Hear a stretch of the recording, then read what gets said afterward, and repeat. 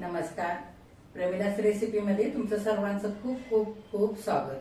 आज आपण प्रेमिलास रेसिपीमध्ये उन्हाळी वाळवणातला वर्षभर टिकणारा एक पदार्थ तयार करतोय, तो म्हणजे मूग डाळ रव्याचे पळी पापड. हे बघा, इथे मी पळी पापड तळलेले, तळल्यानंतर मस्त दुप्पट फुललेले, छान खुसखुशीत झालेले आहेत आणि चवीला सुद्धा खूपच छान झालेत. मी ह्यातला एक पापड तुम्हाला तोडून दाखवते.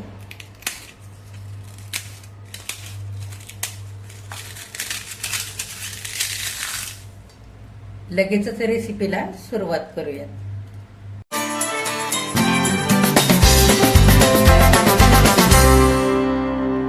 आता मूग डाळ रव्याचे पळी पापड तयार करण्यासाठी इथं मी 1 कप भरून मुगाची डाळ घेतली. ही चांगली मी निवडून घेतलेली.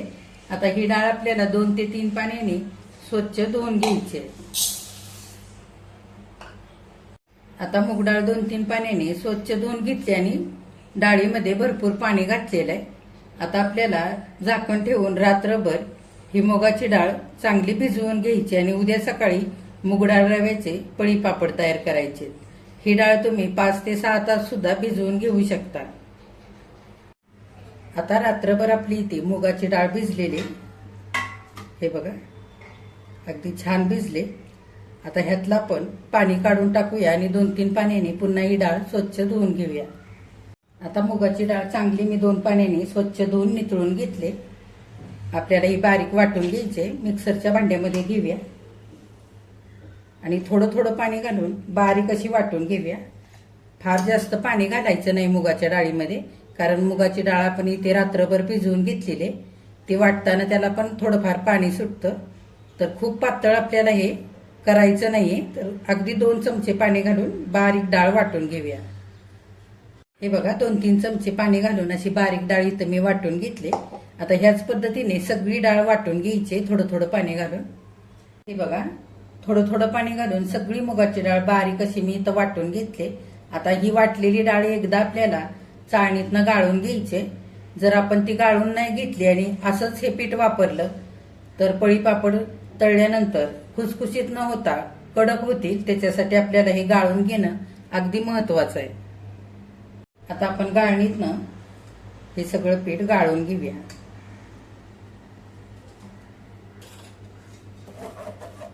असं चमच्याने हलवून सगळं गाळून घ्यायचं.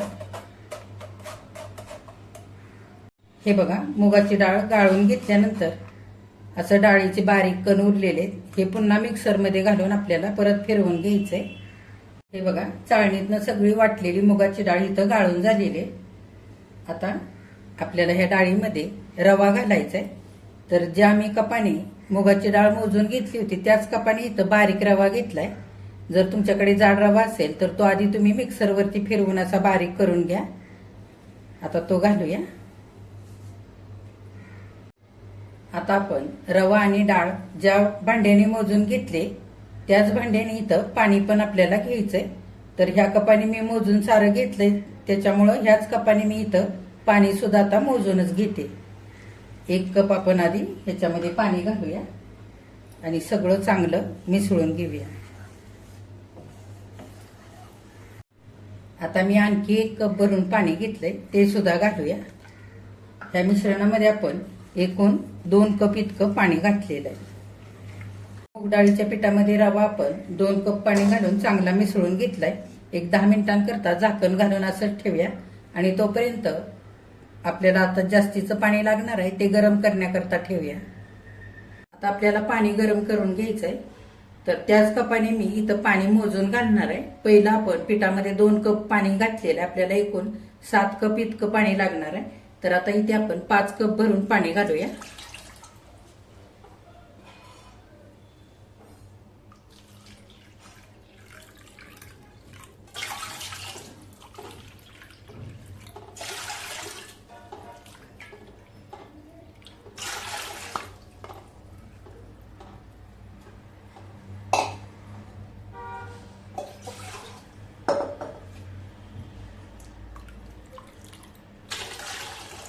आपल्या इथे 5 कप पाणी झालेलं आहे. आता गॅस मोठा करूया आणि पाण्याला उकळी येऊ देऊया. आता पाण्याला चांगली उकळी आली.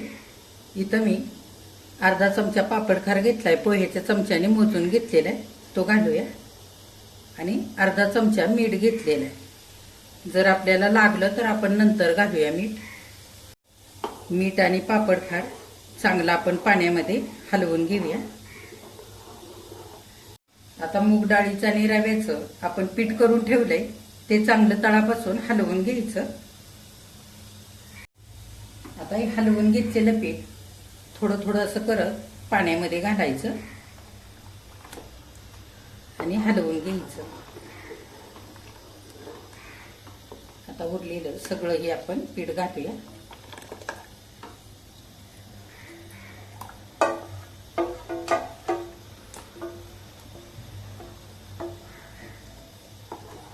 सगळं चांगलं हलवून घ्यायचं, एकजीव करायचं.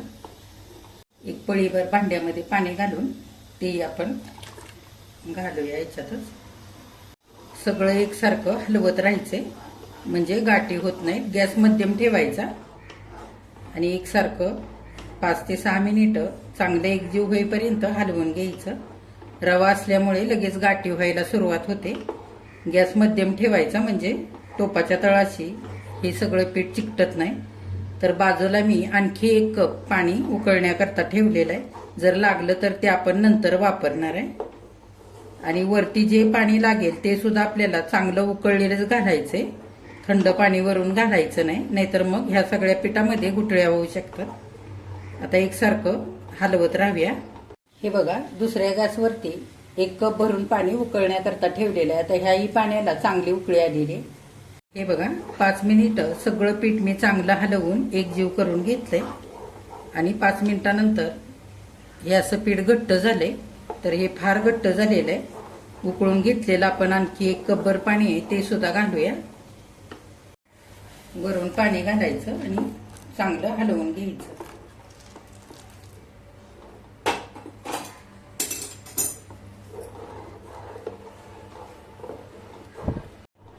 आता सगळं चांगलं घातलेलं पाणी आणि पीठ एकजीव करून घेतलेलं आहे. तरी सुद्धा हे पीठ भरपूर आणखी घट्ट आहे. तर 1 कप आणखी मी पाणी उकळण्याकरता ठेवलंय. आतापर्यंत आपलं 8 कप इतकं पाणी घालून झालेलं आहे. आता आणखी 2 मिनिटं सगळं चांगलं पीठ मी हलवून घेतलेलं आहे. आणखी 1 कप पाणी उकळायला ठेवलं होतं ते सुद्धा घालूया. म्हणजे एकूण 9 कप आपलं इथे पाणी झालेलं आहे. आणि सगळं चांगलं एकजीव करून घेऊया. आता हे पीठ आपल्याला एकसारखं हलवत राहायचंय आणि छान असं दाटसर व्हायला पाहिजे. थोडासा चिकटपणा यायला पाहिजे पिठाला आणि हलकीशी अशी चमक पण यायला पाहिजे. ह्या पद्धतीने हे पीठ आपल्याला चांगलं शिजवून घ्यायचंय. फास्ट गॅस करून असं पीठ चांगलं उकळायला पाहिजे. एकसारखं 6-7 मिनिटं चांगलं हलवून घेऊया. पूर्ण तळापासून हलवायचं.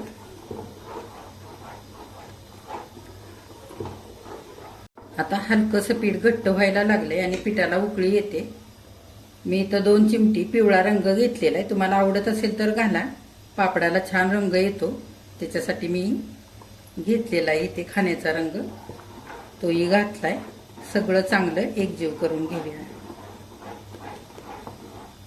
हे बघा, पिठाला छान असा हलकासा पिवळा रंग आलेला आहे. मुगाची डाळ पिवळी असते ना, अगदी तसा.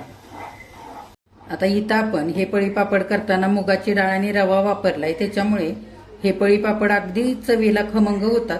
तर आणखी छान असे चवीला खमंग होण्यासाठी इथं मी पोह्याच्या चमच्याने अर्धा चमचा हिंग घेतलेला आहे. तर तो सुद्धा घालूया. हिंग जरूर घाला थोडासा. हिंगाने छान सुगंध पण येतो पापडांना आणि चवीला पण खूप भारी लागतात हे पापड. 6 ते 7 मिनिटं सगळं पीठ आता चांगलं शिजवून घेतलेलं आहे. हे बघा, छान असं घट्टसर झालेलं आहे आणि चिकटपणा आलेला आहे आणि मस्त चकाकी पण आली आहे ह्या पिठाला. आता आणखी आपण 2 ते 3 मिनिटं असंच हलवून घेऊया. आता आपण जिरं घालूया. इथं मी अर्धा चमचा जिरं घेतले. 3 सुक्या लाल मिरच्या ओबडधोबड कुटून घेतल्यात, ते घालूया. 1 चमचा पांढरे तीळ घेतलेत, ते घालूया. तुम्हाला ओवा घालायचा असेल तर घालू शकता किंवा कलुंजी घालू शकता. चिली फ्लेक्स घालू शकता, हिरवी मिरची ओबडधोबड करून ती सुद्धा घालू शकता. चांगलं एकदा हलवून घेऊया. आता मसाले घातल्यानंतर 2 ते 3 मिनिटं आणखी मी हे पीठ चांगलं शिजवून घेतलेलं आहे. हे बघा, आणखी थोडंसं दाटसर झालंय आणि मस्त चमक आली आता पिठाला. म्हणजे हे पीठ आपलं पळी पापड करण्याकरता तयार झालेलं आहे. तर हे पीठ तयार करण्यापासून आतापर्यंत 16 ते 17 मिनिटं इतका वेळ लागलेला आहे आपल्याला हे पीठ शिजण्याकरता. हे बघा, आता पापडाच्या पिठाचा टोप मी इथे कागद अंतरलाय तिथे आणलेला आहे. आपण ह्याचे पळी पापड करूया. आता पळी पापड करण्याकरता घरामध्येच मी इथं जाडसर असा प्लास्टिकचा पेपर अंतरलेला आहे. जाडसरच प्लास्टिकच्या पेपरवरती हे पळी पापड करायचे, म्हणजे पेपराला जास्तीचे चिकटत नाहीत आणि सुकल्यानंतर चांगले काढता सुद्धा येतात. फार पातळ जर प्लास्टिकचा पेपर असेल तर पळी पापड सुकल्यानंतर तो पूर्ण पेपर आकसला जातो आणि पळी पापड काढताना तुकडे पडतात त्याच्यासाठी. आणि पेपर सुद्धा घेताना गुड्या पडलेला, चुरगळलेला किंवा फाटलेला पेपर असा घ्यायचा नाहीये. तर त्या जागी आपण पळी पापड घातले की सुकल्यानंतर काढताना जिथे चिरा पडलेले असतात किंवा घड्या पडलेल्या असतात त्या जागी पापड फाटतो वाळल्यानंतर. त्याच्यासाठी आता आपण थोडं थोडं पीठ घेऊन पळी पापड करूया.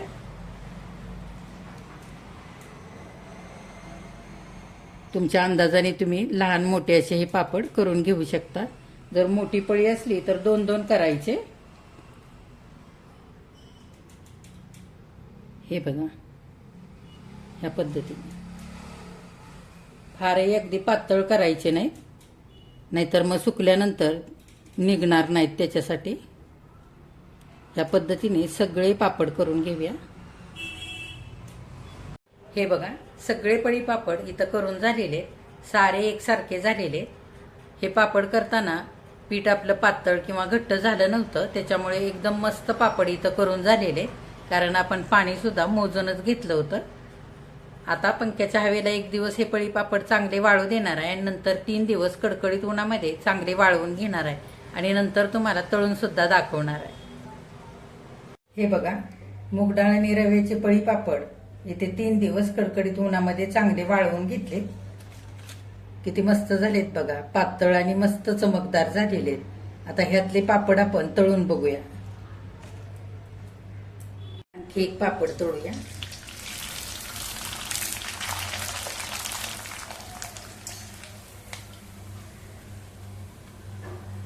हे बघा,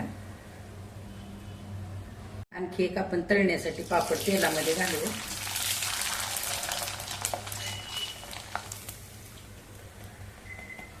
हे बघा, मूग डाळ रव्याचे पळी पापड 3 दिवस कडकडीत उन्हामध्ये चांगले वाळवून घेतलेत. हे पापड चांगले वाळल्यानंतरच हवाबंद डब्यामध्ये भरून ठेवायचे, म्हणजे छान वर्षभर टिकतात. पाहिजे तेव्हा तळून खाता येतात. हे पापड करताना आपण मूग डाळ वापरलेली आहे आणि सुक्या लाल मिरच्या कुटून घातलेल्या आहेत. तीळ, जिरं, हिंग असं घातलेलं आहे. त्याच्यामुळे हे पापड अगदी छान चवीला झालेले आहेत. तर ह्या उन्हाळी वाळवणामध्ये तुम्ही सुद्धा असे मूग डाळ रव्याचे पळी पापड नक्की करून बघा. तुम्ही केल्यानंतर कमेंट करायला अजिबात विसरू नका. आजची रेसिपी आवडल्यास एक लाईक सुद्धा करा आणि जे कोणी आता माझ्या रेसिपीज नव्याने बघत आहेत त्यांनी माझ्या चॅनेलला जरूर सबस्क्राईब सुद्धा करा.